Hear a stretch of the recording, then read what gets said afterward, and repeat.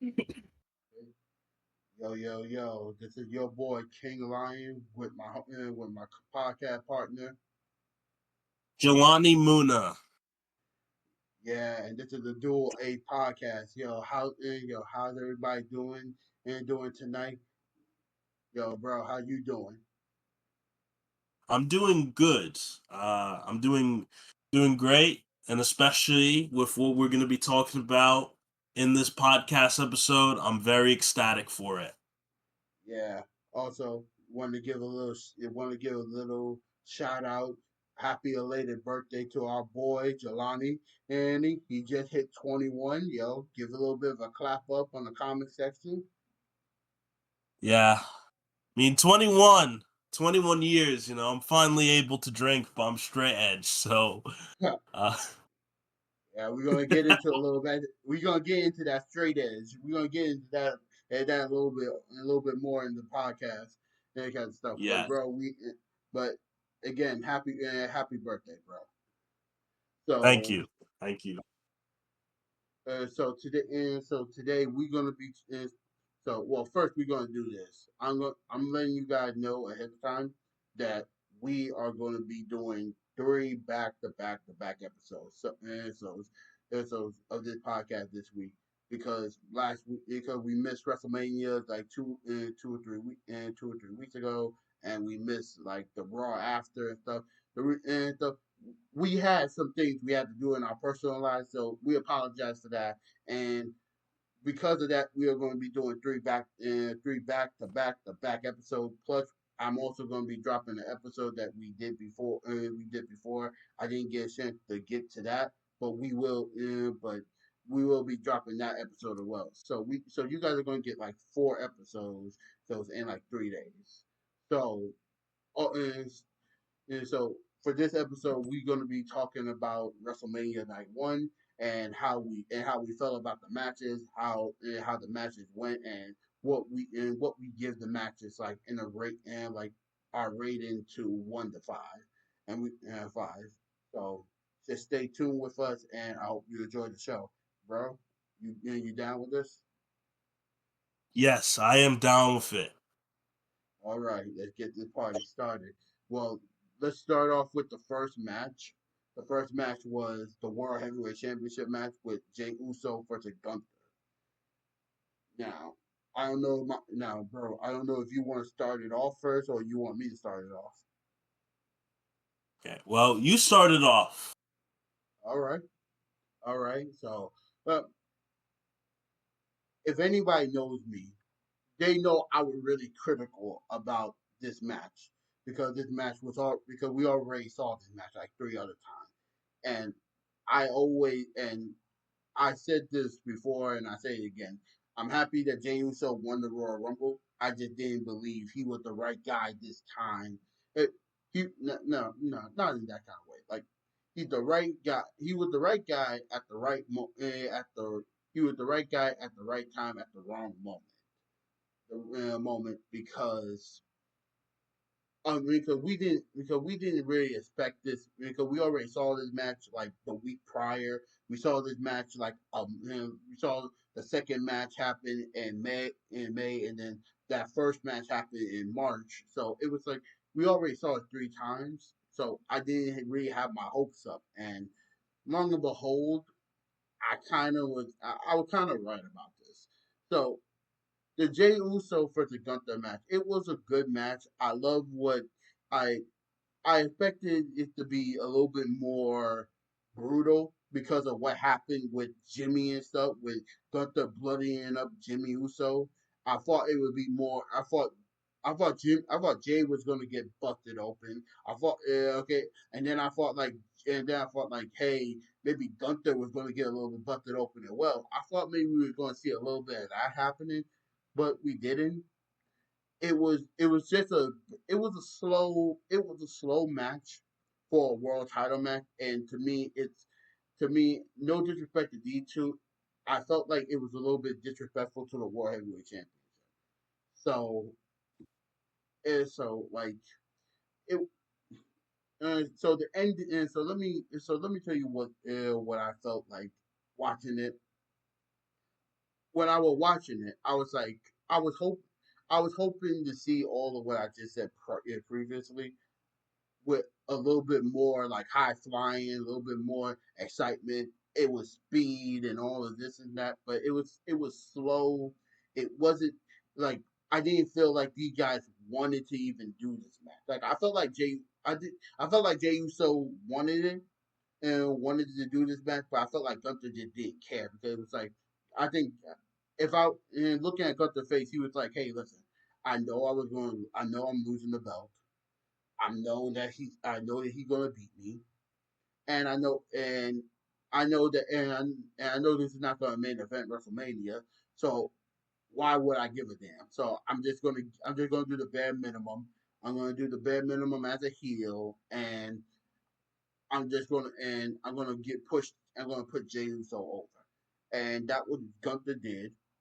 But if this was a but if I gotta say, and I have watched Gunther matches. I have watched Gunther matches from NXT UK, from NXT, from SmackDown to Raw. I watch all of his and this one match was like I didn't feel like Gunther had it in him and this stuff.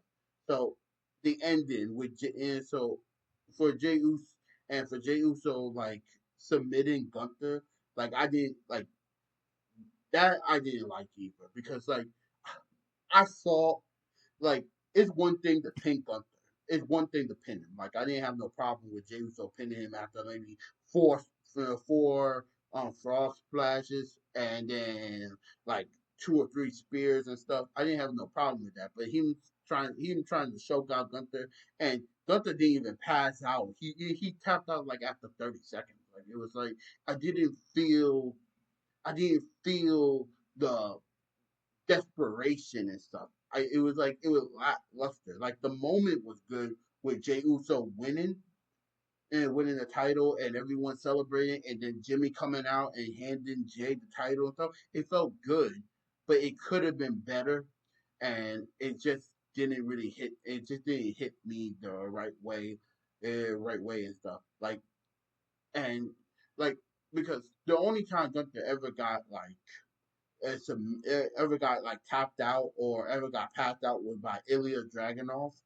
And watching that Ilya Dragunov versus Gunther match and in NXT, that was one of the most that was a 6 star match. I gave that 6 star match. I rewatched it a bunch of times because these guys literally trying to kill each other. And for what Ilya and you saw how Ilya was like, hey, I just got to submit you. I gotta really knock you. I gotta knock you out there so bad that you saying, hey, I'm done to the rest. Like I felt like that was a real submission, and that was a real like, hey, I beat him by submission. That chokehold to me, like I felt like I could get out of that damn chokehold. That's what I felt like. I felt like if Jey Uso got me in that chokehold, I would have been like, bitch, please, get off of me. Okay? Like, it just wasn't, it just didn't hit. It just wasn't hitting it like it should have been. So it was like, so I'm happy for Jey Uso winning, but for me, it's like, it just wasn't it. But Jelani, what you think about this, man? I mean, honestly, like watching it, I was also surprised with the finish as well because for two reasons. One, like you said, the submission finish, like I didn't expect Gunther to tap out, but it was also even though I know that they want to give Jey Uso his moment and everything at WrestleMania, I was still thinking that maybe they would still have Gunther have a long title reign because we had seen what he had done with the Intercontinental Championship and how long his reign was. I mean, it was like almost like 2 years. So I was thinking like maybe they would have Gunther have like at least like 1 year championship title reign. Like I thought it was gonna be at least like a year or so.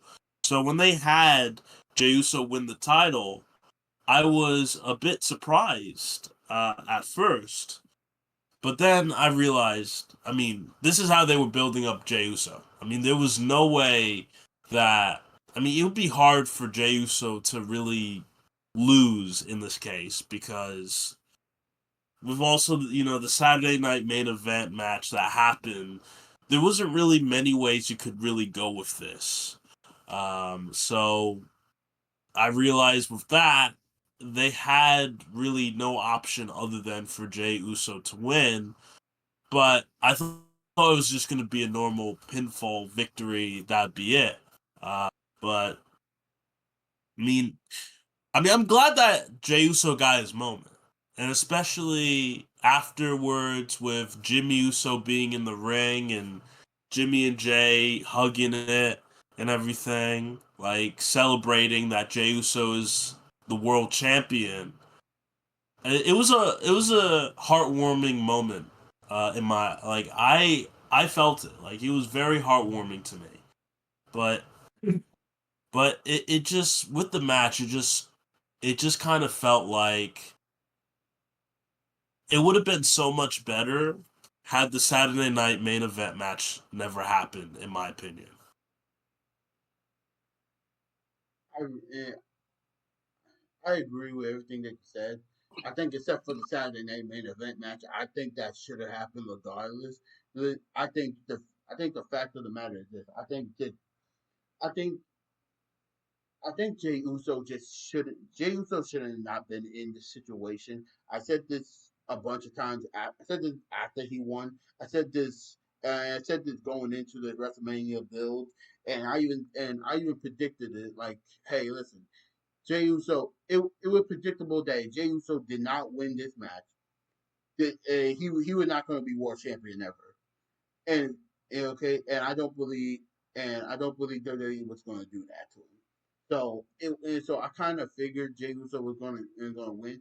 It just everyone who predicted like, hey, Jey Uso was going to main event WrestleMania, I knew that wasn't happening. The only way how he was going to main event is unless that he picked Cody and it was Cody versus Jay because they was always gonna let Cody main event either night one or night two of WrestleMania, regardless, and this because Cody Rhodes is the Golden Boy and stuff. So if he didn't pick Cody, I already knew that was not going to happen.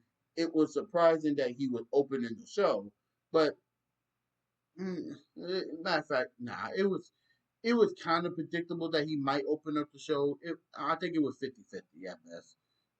But Yeah, because either he was either going to be like he was either going to be the second to last match or he was going to be opening the show. It was one of the two, and I guess they wanted him to open. I guess he wanted him to open the show. So, yeah. I and also I also like to add that I did wish that Gunther was more ruthless in the match, like you said before as well, because it's that thing where it's like it was kind of like how WrestleMania 25 was with Randy Orton and Triple H. Like you had like like Gunther, how he was ruthless and the blood and everything. Like he was like being this like more ruthless version of himself and everything. Like didn't care about the rules or anything. Just wanted blood. Just was seeking blood and everything. Just like Randy Orton was for Triple H, basically. And then it was just a regular match.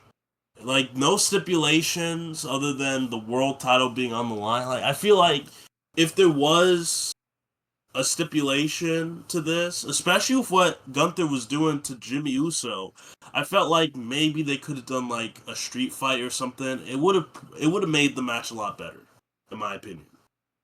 I agree with I agree with that, and that's the reason why I it's and that's the reason why I was saying like this everyone who was talking to me was like, "Oh, this match was a great match. This match was this and that." Like, and trying to tell me, "Hey, this was a 5-star match. This was a 4-star match. This was a 4.5."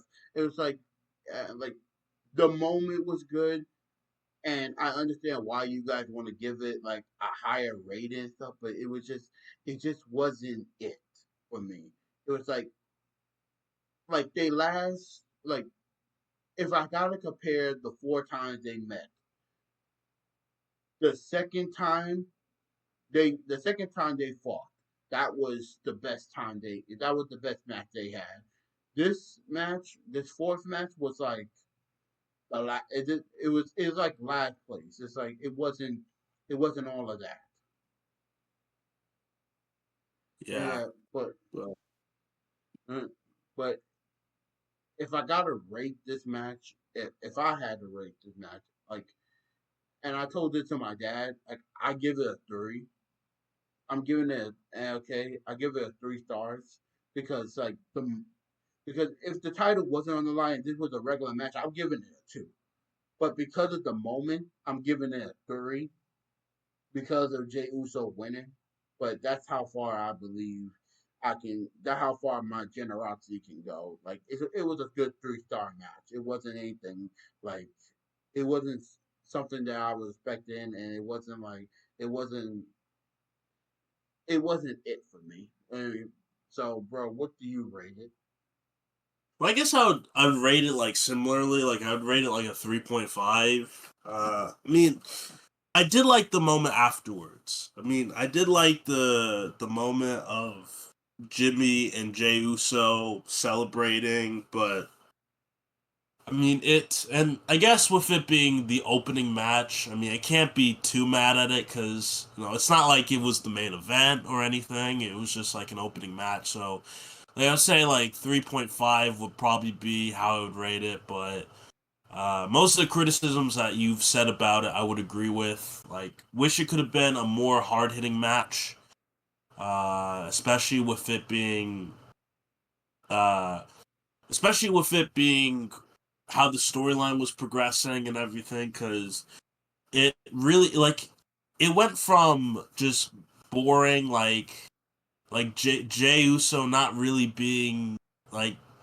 not being anything of substance in the beginning of the storyline, and then with Jimmy Uso and Gunther and the blood and everything picking it up, and then it's just like it was just basically just like a really it was a really hard build. It was a really difficult build for this WrestleMania match.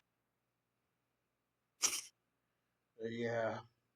So from one world title match to a world tag team title match that, in my opinion, went from a we went from good to just bad to, in my opinion, it was the world tag team title match of the War Raiders versus the New Day. Now I don't want to be now. I'm someone who was hope. I was someone who was praying and telling everyone, "Hey, the World Tag Team titles need to be on and need to be on a pay per view. They need to boost up the World Tag Team titles for Raw and stuff." I said, yeah, "Okay," but they put in that they put in that tag team title man over the SmackDown tag team title. It was the wrong call, totally wrong call. This match was it was lackluster at best.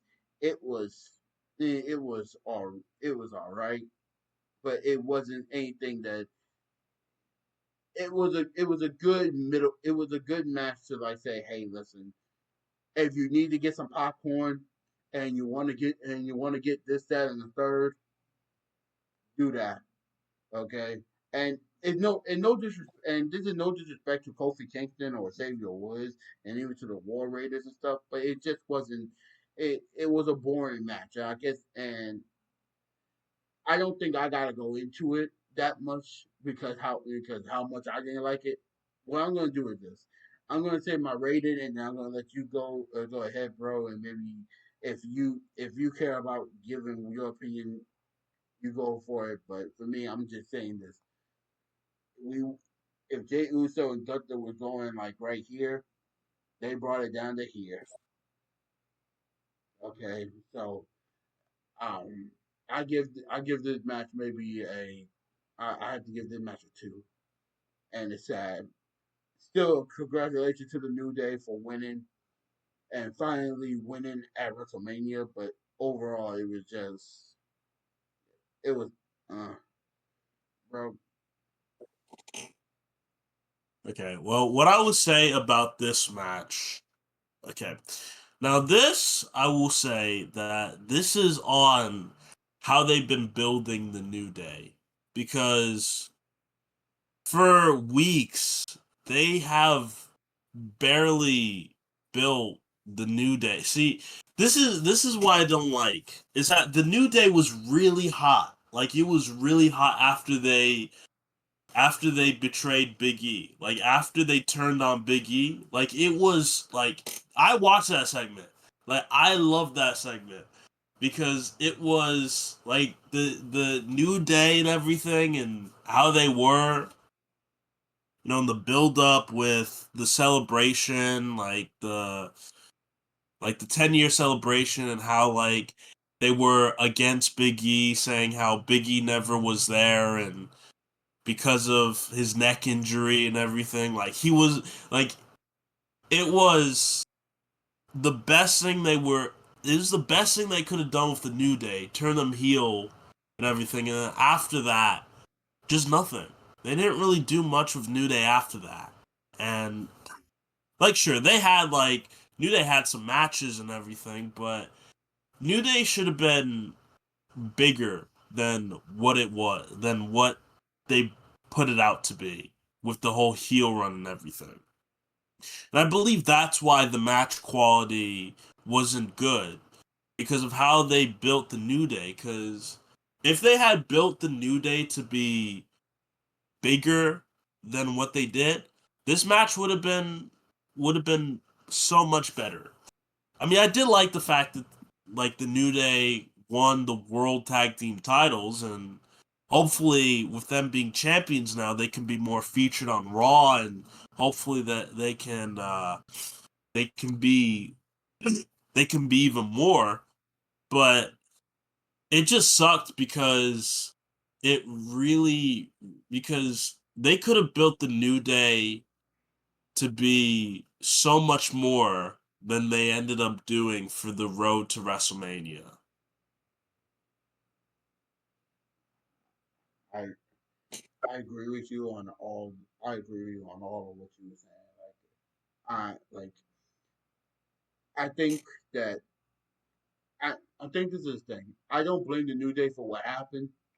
I blame WWE. I blame WWE created for what happening, and we're gonna get and we're gonna get into that on Friday.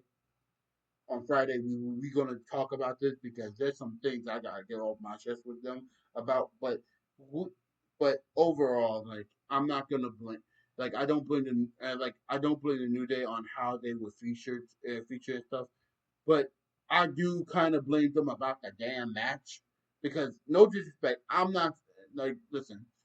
Did I believe they was going to steal the show? Hell to the no. I didn't believe that shit. Uh, Okay, whoever told me, whoever believed that the New Day was going to steal the show was going to be like, I'm going to be looking at you, I'm going to be looking back, and I'm going to be like, okay, yeah, this is what I'm going to take a little bit of my Stephen A. Smith out of me, and I'm going to be like, stay off the weed. yeah. Okay. But I would like, yeah, yeah. But I like to rate this match a two, just like you did. Um, I mean, I was happy for the New Day winning the championships, but the one thing that I knew that the New Day was not. Okay, let me reword it. One thing that made me realize that the New Day wasn't going to be as big as they should have been was when they cut a promo during an ad break. See, now if you all don't, if some of you don't know, WWE has it where the international viewers on Netflix don't have any ads. So while the American audience gets ads on Netflix, the international viewers don't. So there was literally a promo that the New Day cut on Raw that the US viewers wouldn't really be able to watch because there was an ad. It's a bit weird, but it was like really like you're gonna have the New Day cut a promo during an ad break that most people are probably not gonna be able to see unless if you're watching internationally or you happen to see a video of it be posted online like on Twitter. Like that's how I had to see it. I had to go on Twitter just to catch up on the New Day promo because of that. True, So yeah, I give it a true. 2. I well, I, this is gonna be my last thought. My last thought about this, and then we're gonna move on to another and move on to the other matches. But this is what I'm gonna say. Um, first, you are right about the right about the Netflix situation where we're gonna have to get ads and stuff. But but there are some U.S. people who don't have ads, but they are paying extremely a lot. Like they pay and like I think Netflix got this thing like, hey, if you pay $6, you're gonna get ads and you're gonna get commercial breaks and all the other stuff on every one of your channels that you watch. Then then you got the 9.99 one where you're supposed to get no ads, but I get that only for like TV. I get that for only like shows that they have on Netflix and stuff that are not live. And then you got the premium package that costs like a fucking arm and a leg a month like I think 16, maybe $20, and then you have no ads completely, and and I guess you get maybe 2 days free, 2 days and like the shows come out quicker and stuff. I don't know what the hell going on with that. So, but that's a Netflix situation that I'm not even going to get involved to and stuff. But if you guys do want to watch Raw, SmackDown, NXT with no ads, or hell, even watch wrestling if you like away from like if you're not in the U.S. U.S. or even if you are in the U.S. and you just and hey, I just don't want to see the ads on Peacock and all that other stuff. Go download VPN and and you can go to and VPN is simple. Download it, download it and connect it to your computer, to your phone and stuff, and you can go and use it for you can use it like you can be international with it. That means like they're gonna pop up on your computer or on your phone. You're gonna press the country that you want to go to watch it. Like sometimes I go to and sometimes if I want to watch NXT, I go to Canada. Sometimes I want to watch SmackDown, Raw, or another pay per view. I go to Japan. Use VPN, and then you don't gotta deal with the ads and stuff completely because it's gonna be international. So that's all I gotta say about that. And and yeah, that's about it about the matches and stuff and about the New Day situation. Now a let's get into another thing, and the third match is a match that I was actually for happy to watch, and it actually did. It was actually a good match, and I expected it to be it. It was Jay Cargill versus Naomi. Now, for me, I say this, and I say this, and this is not to Naomi, and this is not to. Matter of fact, let me remove this out the way for a second. I just gotta get a little bit off my chest because I'm about to. I gotta get a little bit of this crash out situation on me a little bit. Yeah, I gotta get this a little bit out. I'm I'm mad with you. Road Dog for Road Dog. You work on SmackDown, right?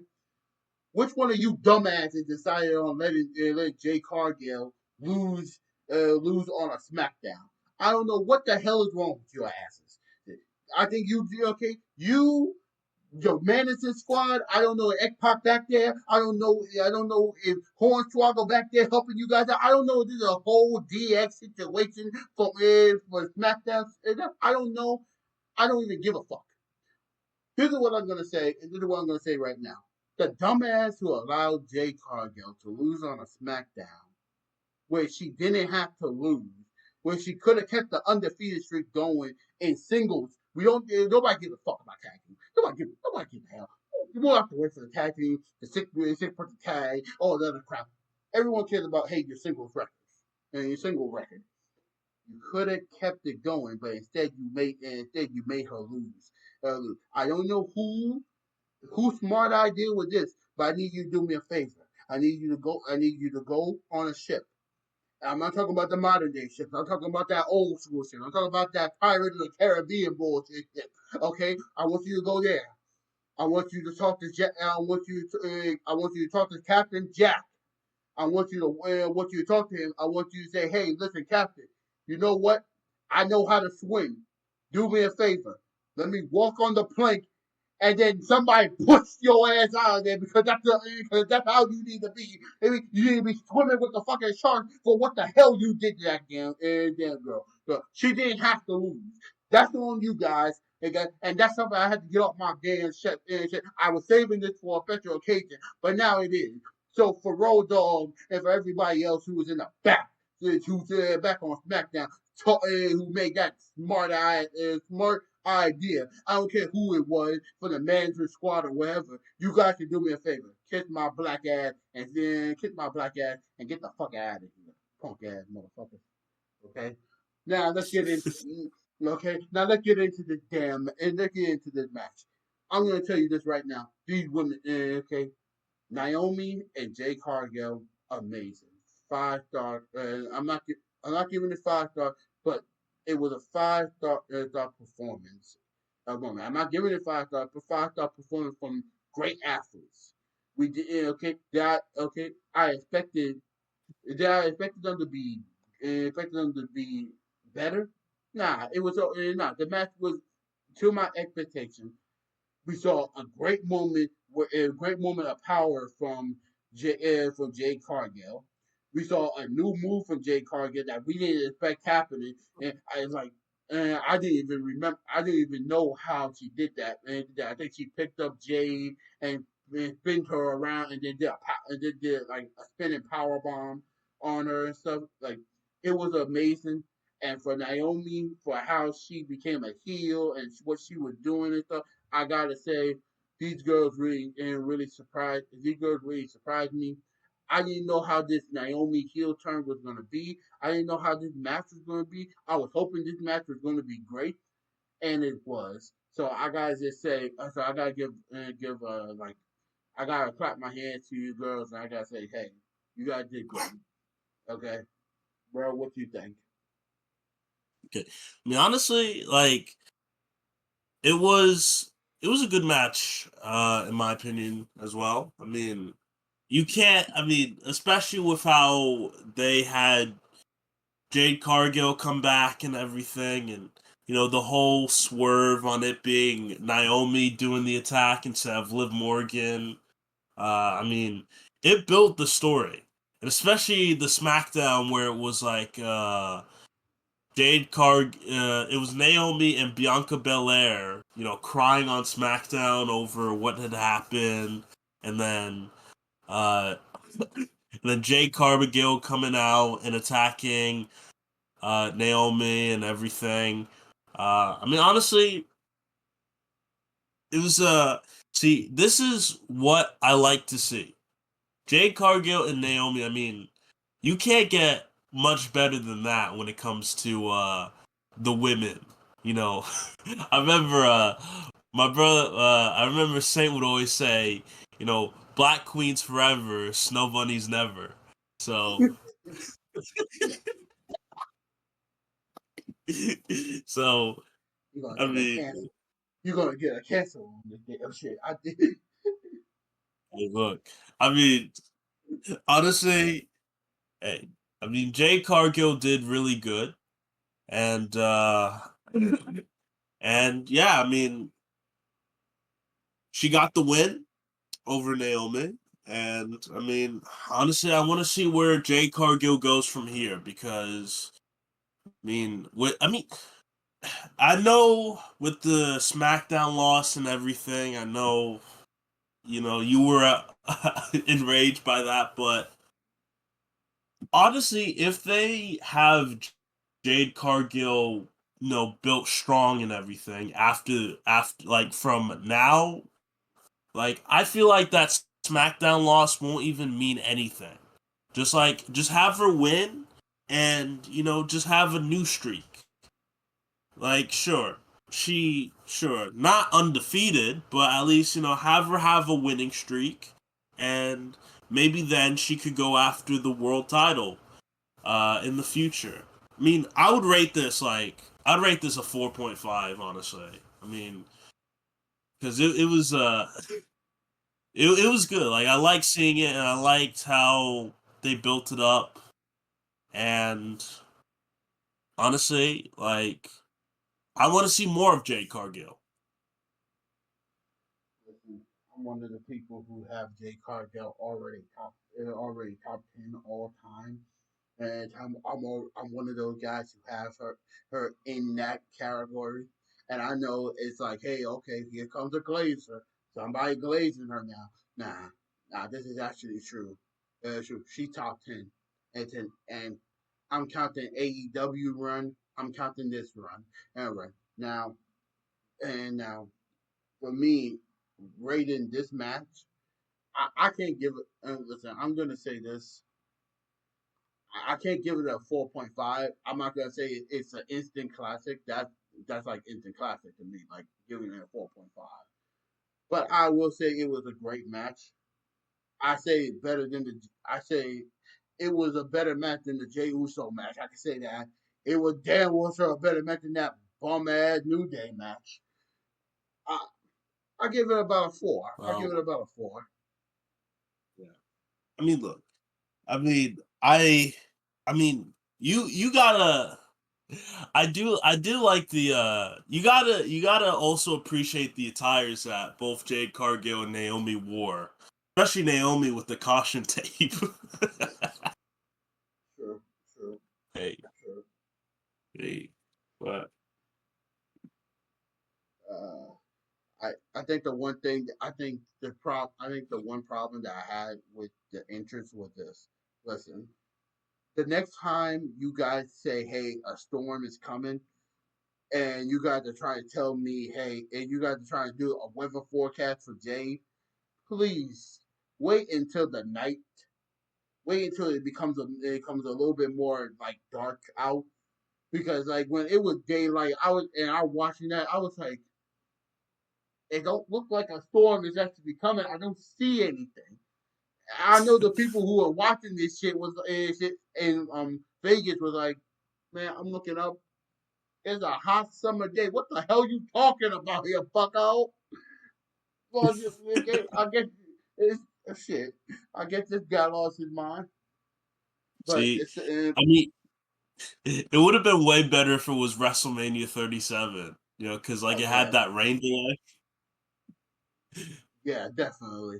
But that was a great time. That would have been a great timing for that. But Yeah, uh, but from one great match to another great match. A matter of fact, not even a great match that stole the show. I gotta give credit where credit is due. And this brother, this son of a gun, again, he's a killer, and he's a future world champion in my book. Both of them are. I gotta give it up. Okay, the match for the U.S. Championship, L.A. Knight, yeah, and Jacob Fatu. Ooh, woo! That was that. Let's just we talk about matches that steal the show. That was a match that stole the show. 10 times out of 10. yeah.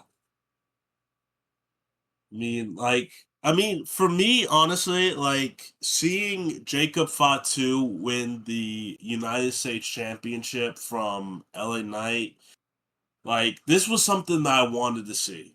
Like, because I was thinking like so much. Because like Jacob Fatu, when I saw him debut last year, back in June of 2024, I was thinking Umaga. Just like this is the new Umaga.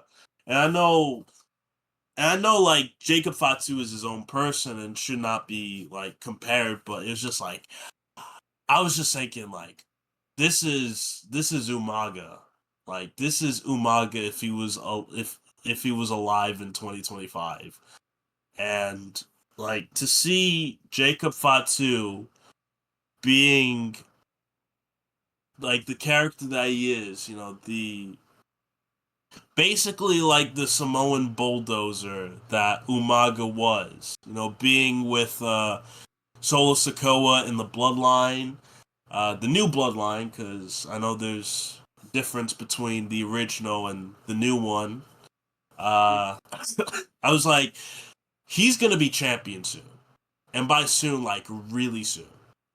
Like, I want to see him have like the mid card championship like immediately.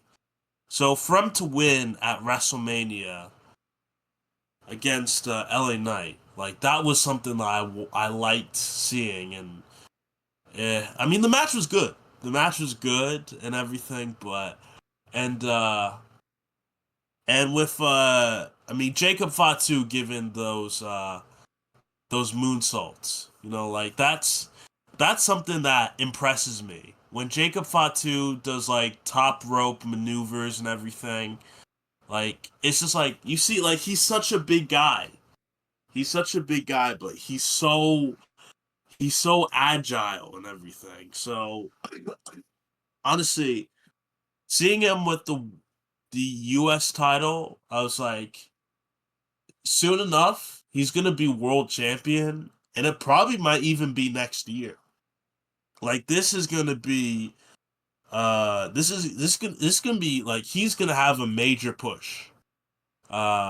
So I would rate this is gonna be another 4.5 from me, because especially with Jacob Fatu and LA Knight, and like I want to see where this goes. I want to see where Jacob Fatu is gonna go with the title, because and I hope they do Jacob Fatu right, because I want to see Jacob Fatu be world champion soon. Like I want him to be world champion. True, true. I'm gonna give my opinion to this match. I'm gonna say this match is a generational star match right here. Reason why is because this. I gotta give it. Okay, First, I'm gonna go to the former champion LA Knight. I gotta give it up to him. When he first, I wasn't a big fan of LA Knight when he was in Impact Wrestling. I wasn't. I didn't think he was anything special. I think he was just a big mouth. I think he was just a guy with a big ass mouth that just needed to get knocked the hell out a lot of times. The only thing that was great was when he said "dummy." Yeah, that was the only time when he was actually good. That was the only time I actually was happy for him. But it wasn't really. But I didn't really see it. Then when he went to NXT, I saw a little bit of it, but it wasn't. But I was still against him. I saw it, but I was still against him. Then when he went to the main roster, and then he was doing that damn bullshit with that, with what Max the hell is Dupree, it? Oh yeah. Max Dupree bullshit with Mercedes Dupree, not Mercedes. Who the fuck is that bitch? Maxine Dupree, Maxine Maxine. Dupree. The bitch who was like Stacy Keebler. Yeah, that bitch. Okay, so I was with her. So when he was working with her, I was like, okay, I knew he was going to be a jobber, and I didn't give two right behind. But the minute he came out and he finally said, "Hey, yo, listen, nah, I'm not that kind of guy. Like, I'm L.A. Knight." Okay, and from 2022, from the end of 2022 to 2020 into 2023, I started to like him more and more and more, more and stuff. And he was proving to me that, hey, listen, this is a world champion. 2024, I think it was a great move for him to be in the main event picture sometime. Then him being the big star in the mid card title scene. I love what he did. I still say that they did the wrong thing giving Shinsuke Nakamura the freaking title. That was a dumb move. But hey, what can we do? And do. But then when he but then when he won it back this year, it was I was happy for him and stuff. And then him facing Jacob Fatu, I didn't know who I was rooting for. I didn't know who was going to win this match. But when LA Knight hit Jacob with that BFT from out of nowhere, anywhere, I was like, oh damn! I thought this match was over. I said, "This LA Knight was gonna win once again." And then Jacob, he was smart. He used the ropes and he got out of that. Yeah, but for LA Knight, I want to say this: you made a believer. You made a believer out of me. You was one of the people I despised. You were one of the people that I was hoping to get released, but you made a non-believer into a believer. And I do believe this year or even next year, you're going to be a world champion. Now let's get into the Samoan werewolf. I gotta say, this is one thing I gotta say. I love you, Jacob. I really do. This nigga is now he's my boy. I'm happy that he's the United States champion. I'm happy that he had a great match at WrestleMania. I'm happy that he brought gold back to the family. I know Jay Uso brought gold to the family as well, but I was more happy with with him bringing gold to the family. I'm happy that he proven that, I'm the next big thing, and I'm just and I'm just hoping, and I'm excited to see what is going to be the future for Jacob Fatu. I do believe he's going to be a world champion. I do believe that he's going to be something. He's going to be a big star. And if I got it, and for me, this really stole the night. Like I'm gonna show you guys this. This is where Jey Uso was. This is where that crappy New Day match was. This was where Jay Cargill was, and then this is where Jacob Fatu was. Jacob Fatu just jumped up and just brought it upwards. So I gotta say I give the Jacob Fatu and LA Knight match. I gotta agree with my boy. 4.5. Yeah, 5. Yeah, Instant classic. So yeah, congratulations to LA Knight. Congratulations to the new US champion. And I hope you guys do a lot of good things with that belt. And with your storyline going on. yeah. But I would also like to add, like when LA Knight did that BFT, like it was the reversal, right? Like when he did that BFT, like Mm-hmm. oh my god, like the timing was so perfect. Like it was just like an RKO out of nowhere. Like you wouldn't even expect it. I didn't. I didn't. I got out of my seat. I was like, oh shit, this nigga actually hit him. I didn't even expect that to happen. Like Yeah. I got like LA Knight. He like And what crazy thing is, LA Knight, not a lot of people know this, but LA Knight is like in his early 40s. So it's like for him to do this and he's looking like he's in his early 30s, I must admit, he is a star. And I can't wait to see what he's gonna do. for the main event scene once again because I do see him. I do see him as a world champion, and I do have him as like he's the second guy I have winning. Well, no, yeah, he's either the second or third guy in my opinion in my who I have winning this year's Money in the Bank. He's not the first guy. The first guy we're going to be talking about tomorrow, but he is somebody. But he is like number two or number three. Yeah. I mean, I do hope that he does win the championship soon as well because, I mean, LA Knight has been like. I would say I wish LA Knight won it earlier, like back when he was like more hot back in like 2023. Because like 2023 seemed like the perfect time to put a title on him.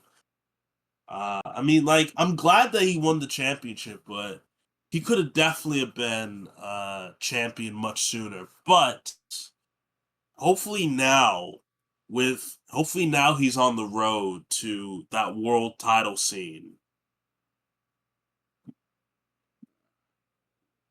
Yeah, I agree on that.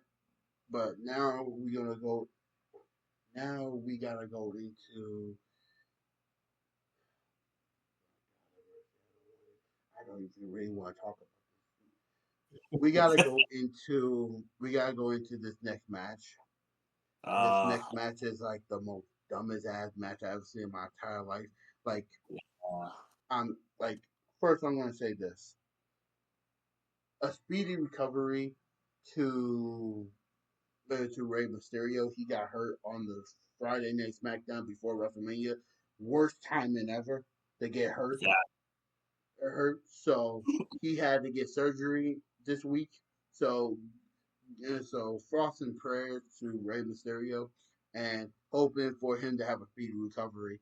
But because he was injured, he couldn't wrestle at WrestleMania against. I'm not going to say his damn name. I'm just gonna say Chad Gable because I don't know how to say this nigga name like L.A. Americano like El America yeah. like I don't know what I don't I know think I think I got I it think right. it's I think it's El Grande Americano. Oh, okay, El Asdo Americano. Okay, El Asdo Americano. Okay, we got it. Okay, okay. No, matter of fact, no, wrong name. El Shitdo Americano. El Shitdo. Okay, I got it better. It's one of those two. I don't know what it is, but I got it down to a degree. So, um, it's Chad Gable in a fucking mask. Let's just basically say that it's Chad Gable in a fucking mask, and against against against Ray Phoenix, who, in my opinion, deserved to be at deserved to have a WrestleMania match. I'm happy. Okay, I'm happy that listen. I'm not happy that nobody get injured and stuff. But hey, if Ray had to pick somebody, I'm happy that it was Ray Phoenix. I hope that Ray Phoenix would have won that match, but El shit though America ass though won that damn match. And like I'm really like I swear to God, bro. I swear to God, I hate this bullshit. And the crazy thing is, it's like this is right after WWE purchased Triple A because in the kickoff, if anybody don't know, WWE have now purchased Triple A Wrestling.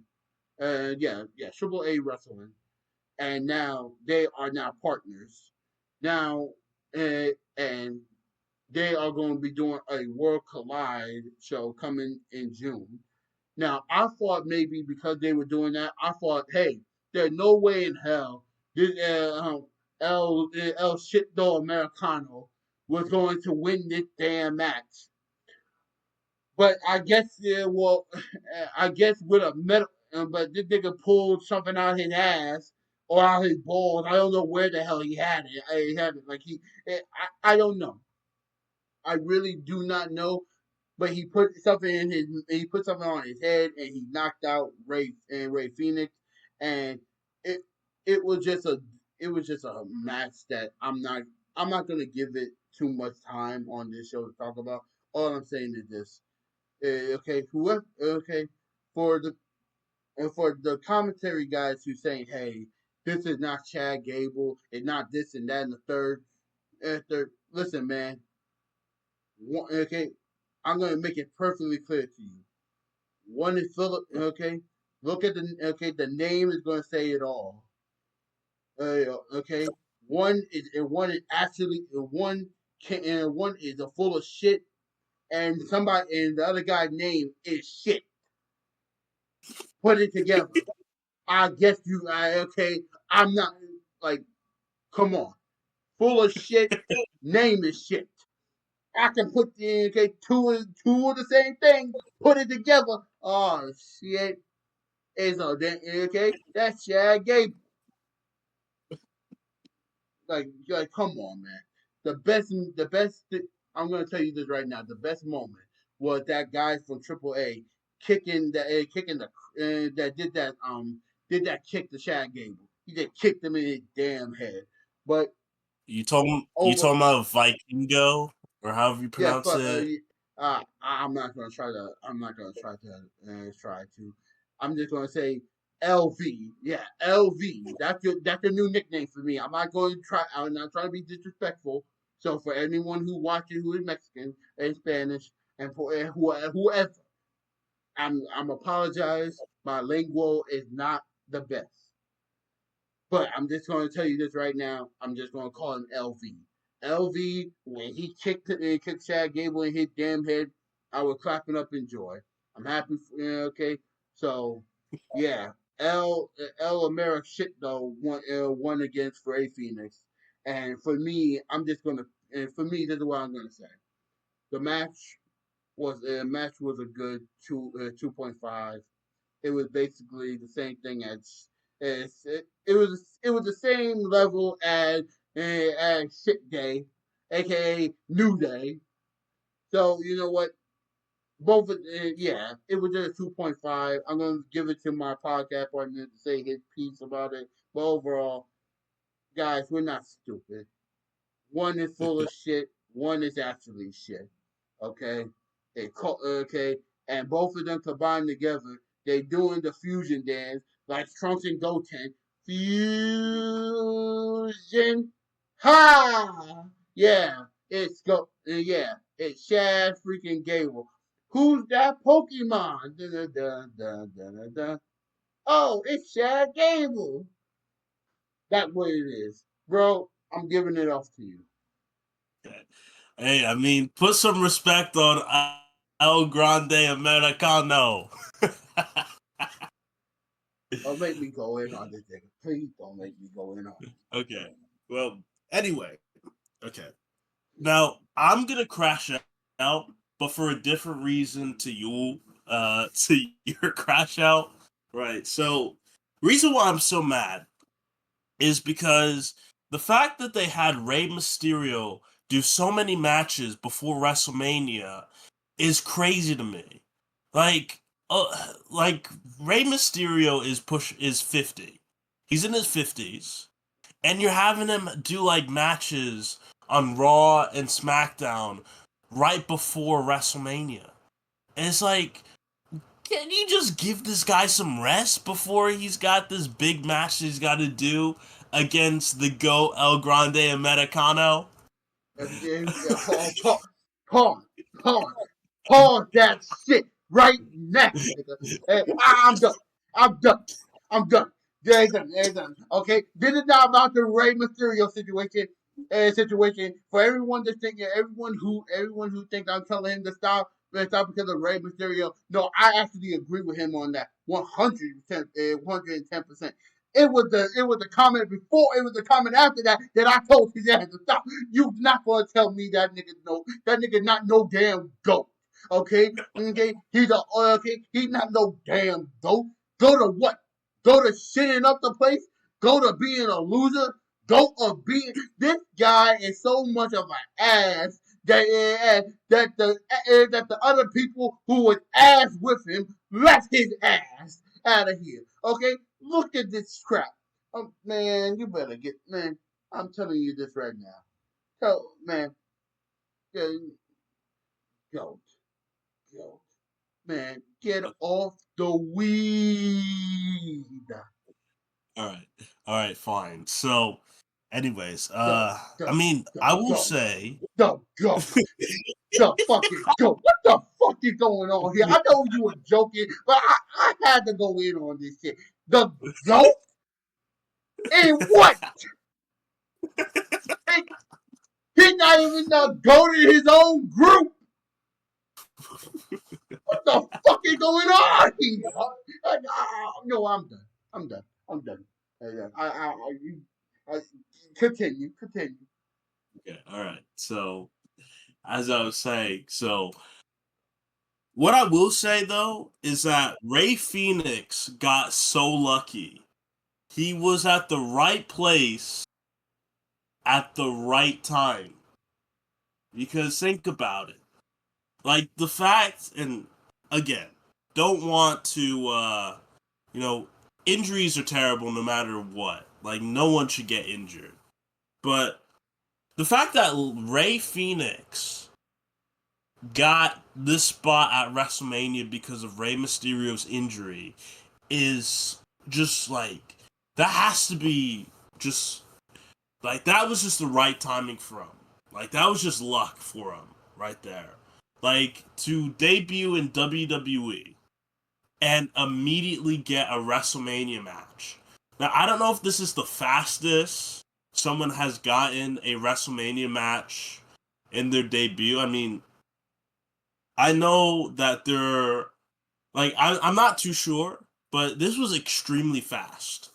And honestly, probably like WWE is probably like lucky that they were able to get Ray Phoenix as well. Like I know there were others like Dragon Lee, which I've read. Like Dragon Lee probably should have gotten a spot, but or some other member of LWO, but uh, the fact that they had Ray Phoenix in there.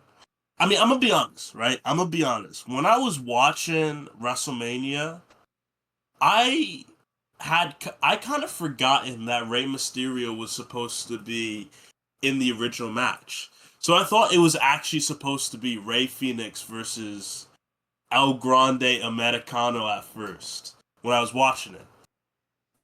So like afterwards, watching after and it being Rey Mysterio was like, oh, I didn't even realize. But as for the match itself, it was decent. You know, it was decent, and I liked the entrance from El Grande Americano when he had when they put like the filter, like the Mexican filter on it, and they announced him from the Gulf of America. That was like, now we all know about the Gulf of America, Gulf of Mexico thing, but I thought that was so funny when they announced him from there. But I mean, I wished it could have been Rey Mysterio because you know Rey Mysterio is the goat, you know, greatest of all time. You know, wrestling against another goat. But wait. Okay, but honestly, decent match. You know, I'd give it probably like a 3, maybe 3.5. I mean, you know, it did it. They did what they were able to do given the circumstances. You know, probably was difficult to probably was difficult to you know have to change the match and everything, but and but I kind of wonder where they're gonna go with El Grande Americano. Honestly, I mean, maybe he could win a championship at one point. Maybe he could be a world champion We're gonna soon. we're gonna we're just gonna get in. We just gonna move on from this match. We're just Okay, gonna move on. okay. I'm not gonna crash out anymore because I think this is it just yeah. Let's just move on. Okay, the next match. Well, the second to last match actually it was for the women's championship.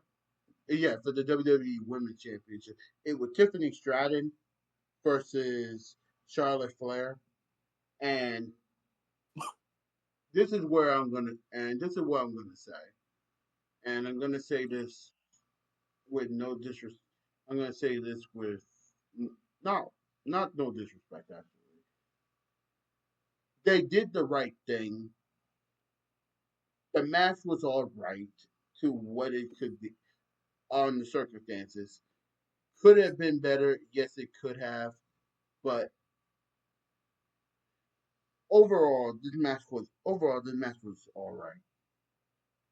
All right. So let me get into this.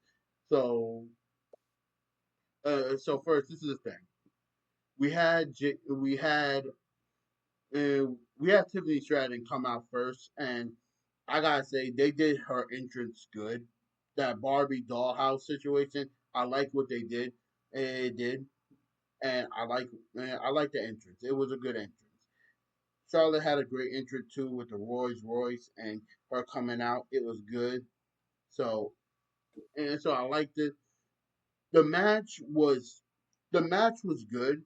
I expected maybe a little bit more, like fast paced a little bit. It was it was slow at some points and it was fast on other points. It was. I don't have nothing bad to say and have nothing good. And I have nothing bad to say, but I'm not gonna like wait. I'm not gonna be like going crazy over this match. This match was. I'm just gonna give my rating and then I'm gonna give it to you, bro. I give it about I give it about a four. It was a good 4 star. It was a good 4 star, maybe even 3.75 star match. But overall, it was a good match. It was a good. Yeah. Okay. Now with this match, this was it was a bit rough. Like there were some parts that were rough. I mean, it was good, but it was a bit rough, and I know the circumstances behind this match and everything with Tiffany Stratton and Charlotte Flair. Like honestly, I'm glad. One thing I could say is I'm glad they had Tiffany Stratton retain the title because I know if they had Charlotte Flair win the title, there would have been a riot. There would have been a riot because nobody would have wanted to see Charlotte Flair win the championship at all. And it's really unfortunate how it's kind of gone to this point with Charlotte Flair because for her whole career, it's always just been about her just chasing the title or winning the title. She's always in the title picture. She's never away from it. So the reaction to this match and like the build up and everything, it was difficult. It was difficult and I'm not really a huge fan of Charlotte Flair, but I know she had to have it like very rough, especially with like her divorce that happened and how that was used and all that and how just like and watching the promo like the promo on SmackDown that I watched like it was rough watching that. Uh, but to go about the match, it was the best that they could have done. Now there were some spots where it was a bit rough to see, like some botches in there. But all in all, I guess I rate it like a 2.5, maybe a 3. Like somewhere around that range because I mean it it wasn't gonna be like it wasn't gonna be the best, and I mean I mean I at got you. least yeah, Yeah, What? yeah. Yeah. So, What you was about to say? well, I was gonna say just like I wish it could have been better. Like I wish the circumstances were gonna be better, but they gave it. I mean, it was given like the best that like they could have given.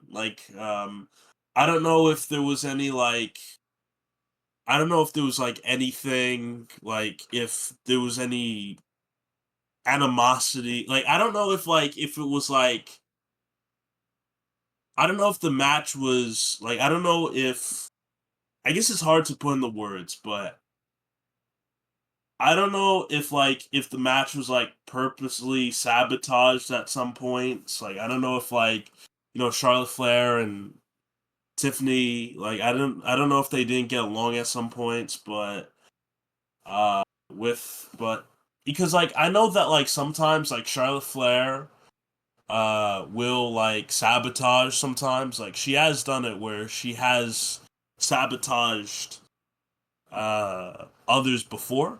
I know like with Becky Lynch with the whole like women's title thing back then, and I know Nia Jax and Charlotte Flair got into a real fight at one point. But I'll just say that this match, even though it wasn't the best, it was the best that they could have done. I'll give it a 2.5 to 3. Like somewhere around the middle of that. I get. I got you. I got you on that. Like I'm not gonna disagree. I got it at a 4 because it was a good match. I got it at 4. I got it at 3.5 and 5. I think I think my final rating for this sorry, my final rating for this match is a 3 it's 3.75. That's where I got it at. It it could have been maybe better a little bit, but overall it was a decently good match. Yeah. But now, uh, okay, I guess well now we gotta get into the big thing. The main event. Yeah, WrestleMania night one main event. Okay, we got the visionary, we got the architect, we got the revolutionary Seth freaking Rollins against the OTC, the head of the table, Roman Reigns, against the best in the world, Straight Edge, CM Punk, with Paul Heyman at his corner. Bro, bro, I think I'm gonna let you. Yeah, I'm gonna let you go first with how you feel, and then I'm gonna go how I feel. Okay. Okay. All right. All right. Now, I will say I really loved CM Punk's entrance. I really loved it. When they had like the promo package of CM Punk, from the beginning of his career, when he like the to like now and everything, like to hype up that this is his first main event and everything at WrestleMania, like it took me back. It took me back a lot. Because like I watch a lot of old clips of CM Punk. Like back when he was in ECW. The WWE CW version of ECW. Because yeah, but honestly, like CM Punk's rise, like throughout the company, was the one of the greatest things to see to witness. Especially when he was the best in the world. 2011 to 2014, CM Punk in his first run. Um, like it brings me back to my childhood when he was WWE champion for 434 days. But after that, when they had Living Color perform his entrance music live, it took me back to it took me back to my childhood because I remember watching WrestleMania 29 live when it was CM Punk versus The Undertaker. And CM Punk had Living Color perform his entrance. So that took me back. I felt like a kid watching that entrance, especially with Paul Heyman there as well with CM Punk. Like it literally took me back to when I was a kid. Like I was thinking, like, oh shit, this is so great. So see, being able to witness this again after it being 12 years, and then and it was so great seeing that and everything. And I mean, the match I knew was gonna be amazing. The match I knew was gonna be good. Like I wanted to see this, and they did amazing. They did amazing, and especially with what happened at the end, the ending. I wasn't watching I wasn't really watching Raw or SmackDown all too much the before WrestleMania, so this literally caught me off guard. This legit caught me off guard when it was like Paul Heyman turning on CM Punk, and then Paul Heyman turned on Roman Reigns, for then Seth Rollins to give that chair shot that we all know from 2014 when the Shield broke up to Roman Reigns, and for Seth Rollins to be victorious, and for him to become officially a Paul Heyman guy. Like, bro, that match, was one of the greatest WrestleMania matches I've seen in such a long time. Honestly, I want to rate that like a 5 star. That match was the match had it all. It was a 5 star for me, honestly. Well, well, I can't disagree with you on that because I do have it 5 stars. I think I even have it 5.5.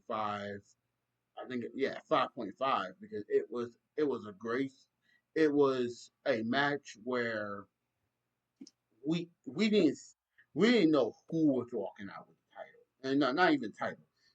We didn't know who was walking out with this win. And this is the one time where I'm going to say this: I am mad I'm mad that there is no title in this situation. Because if there was a title in this situation, it would have made it so much sweeter. But overall, I think these guys didn't even need a title to make the match as good as it was. Like I'm gonna be honest with you. Like I was watching it live, and it was like it was picture perfect. It was cinema. It was hey. Yo, what Roman gonna do when he was holding the Ulafala and he wanted to give it to Paul Heyman, but he couldn't, so he put it to the side. You know what I'm saying? When Living Color was performing, performing CM Punk entrance, and Paul Heyman then sticked out his hand. He's saying, okay, so he could show him his watch, so he could say, oh, it's clobbering time. It was it, it it really hit me in my heart and in my soul, and I loved it. Seth Rollins coming out with the flamethrower and stuff. I thought he was going to do a Darby Allin and set some people on fire. I didn't know what was going to happen after this, but this was a great match, and these guys I give a round of applause for the circumstances that they had and for what they and for really there was nothing to gain except for Paul Heyman. And really I gotta even say this, the MVP of the match was Paul Heyman for what he did to CM Punk, because to me I thought, in my opinion, I thought CM Punk was going to win his going to win, but he didn't. And then when Paul Heyman stabbed him in the back, I was like, okay, I guess Roman's gonna win. And then Roman just went in on Punk and stuff with the share, and then Paul was telling him to look, and he was about to swing that shit, I was like Roman, swing it, just swing the damn thing already. And then Paul just did what he did to our tribal chief. I was about to drop a tear. I was like, damn, not again, not again. And then Seth Rollins, he just knew everything was gonna happen. He just took out his hand in him, and he was like, "Give me the share." Just went in on him, and then did a curve stomp. It was it was perfect.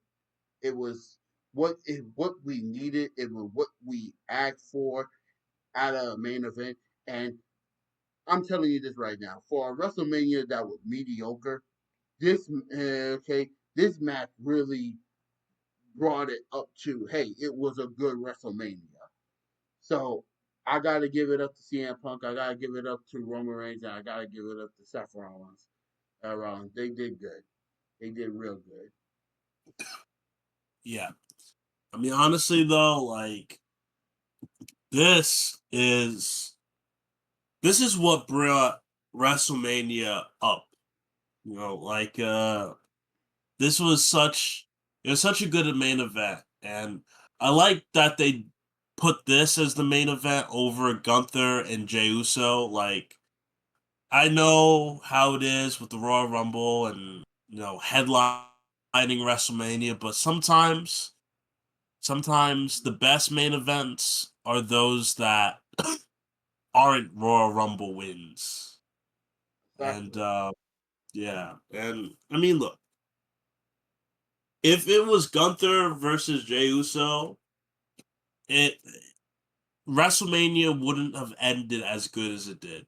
So, I mean, sometimes you just have to put the best match last, and the best match was definitely Seth Rollins versus CM Punk versus Roman Reigns.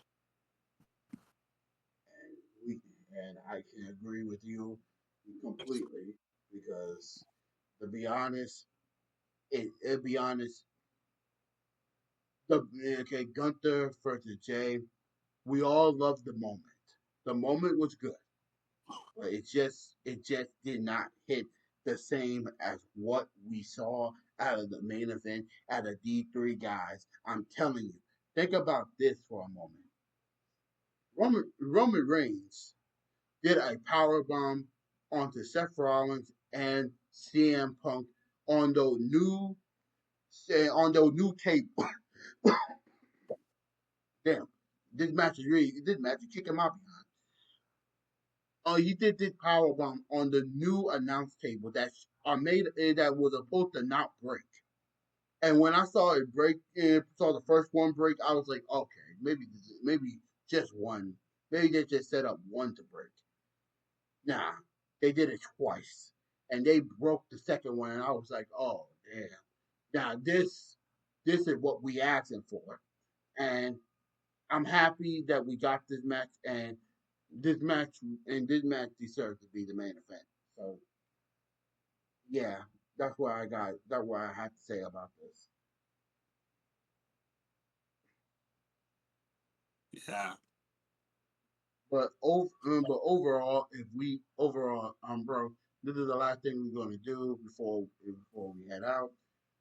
Overall, if you have to rate night one of WrestleMania overall, what from one? I'm gonna say 1 to 10. Instead of 1 through 5, we're gonna go 1 through 10 for WrestleMania. What do you rate this? What you rate WrestleMania night one? okay. Well, I guess like I would rate it somewhere between a 7.5 and an 8. Somewhere between there. Because I mean, like I would say that I mean some of the matches were decent. Like I mean, like Jey Uso versus Gunther was okay. Hmm. Uh the was the New Day versus the War Raiders match, semi decent. The the Jacob Fatu versus LA Knight match was really good. Really like that. Uh, the El Grande Americano versus Ray Phoenix match again. I know how much you didn't like it, but I mean I say it was decent for me. I say it was decent for me because at least we got to see El Grande Americano in the uh Jade Cargill versus Naomi was again one of the better matches. Really like seeing, both Jade Cargill and Naomi. Mhm. Um Tiffany Stratton versus Charlotte Flair. I mean, I would say it was less than decent, but I mean they did the best that they could. So I put like a bit less than decent. And then obviously the best match of the card, Seth Rollins versus CM Punk versus Roman Reigns Um, was really good. Best match ever for night one. I feel like I yeah. might be missing a match. I don't know if I'm missing a match from the card or not. Hopefully I'm not. No, you're But not missing it. okay, all right, good. So honestly, so with that, I mean both the Jacob Fatu and LA Knight match and the Seth Rollins, CM Punk, and Roman Reigns match really bumped it up a lot. Without those two Yeah. matches, it would have been a lot lower. Uh, but I would say 7.5 to 8, maybe even bump it up to an 8.5 out of 10, possibly, because I mean, really, the main event was good. The main event was like so good. I loved it. I loved the main event and what they pulled off of it. So yeah, so that would be the range. Like from 7.5 to 8.5 out of 10 would be the range for me. Okay. I, this is for me. For me, this is, I agree with a lot of what you're saying, but for me, this is where I gotta rate it. I don't agree. I don't agree with the 8. I don't agree with that, but it is in the 7 range, and that only because of what the main event did. So I gotta give it a 7. I just gotta give it a complete 7. It okay. If it wasn't for that main event, it would I would have it at about a 5.5. Even with the Jacob Fatu and LA Knight situation, because removing Jay Cargill, removing the Jacob Fatu, and removing the triple threat match, this pay per view was a freaking this pay per view will be a 2 in my opinion. These guys really, those 3 matches really elevated it to me to make it just a good 7. So it was a so to me it was a 7. Congratulations to those guys. Those guys are the MVPs, in my opinion, of that night of the night. So so yeah, that's what I have to say about that triple. Say about WrestleMania. Well, and that's my rating. It was a 7. Yeah. But but for guys, listen, this is the end of the podcast. Please put your opinions on what you got and what did you feel about night one of WrestleMania. Yeah, give me your favorite match of night one and down in the comment section. And also also this like, comment, subscribe, and also put in also like just send it around to your friends and show them hey this is a new podcast coming around. So except our Instagrams will be down below, and me and Jelani, we are going to see you guys tomorrow. So this is King Lion, And Jelani Muna. and we are out later.